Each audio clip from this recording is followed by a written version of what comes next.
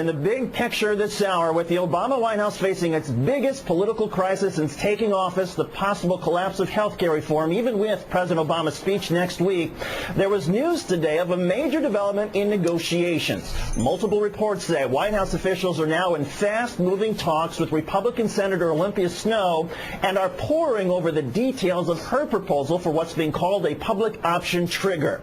The idea is that a trigger in the reform legislation would give insurance companies time to behave better, lower costs, and increase choices, while preserving a government-run alternative if the insurance companies, after a few more years, don't change their ways.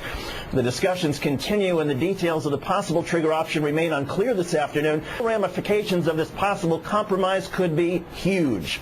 As late as last night, progressives in the House, including Congressman Gerald Nadler, were publicly warning President Obama that if the public option is dropped from the bill, reform will not pass the House.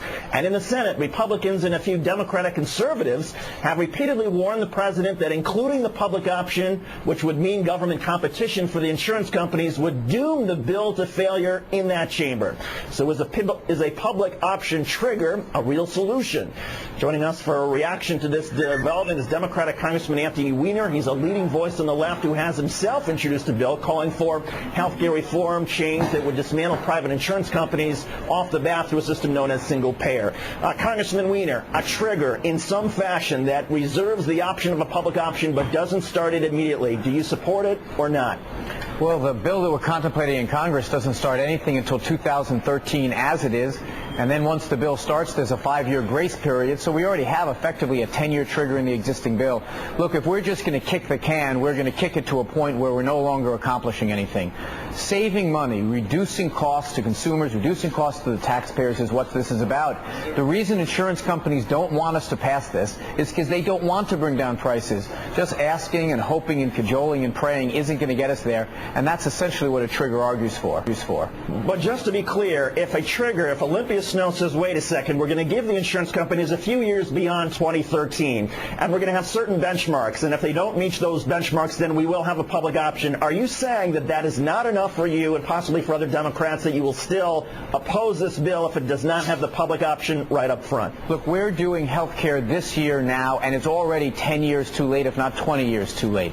I think that anything like a trigger would essentially be a retreat from the idea of getting cost savings in this bill. We might be able to pass it, it might be able to get through Congress, but it won't accomplish what the president and what the American people say they need, which is cost reductions immediately. But what about passing something so that at least all these other measures that the White House is talking about that would expand coverage, universal coverage, possibly increase choices, at least to get that through and you get enough votes to get something passed? But cost containment is too important part of this. We're at a point now, it's 17% of our GDP. It's on its way to being 50 or 60 or 70%. We have to start now. Anything we put into place now is going to be a de facto trigger anyway, since it's not going to go into place very quickly. And the insurance company has been saying for years, trust us, we'll get this right. We learned that with Medicare Part D. We gave them $733 billion. They gave us the donut hole, and now it's $1.1 trillion. The insurance companies are not going to do this. It's not in their interest. Congressman Anthony Weiner, Democrat from New York. Interesting stuff. Congressman, thanks for joining us. My pleasure.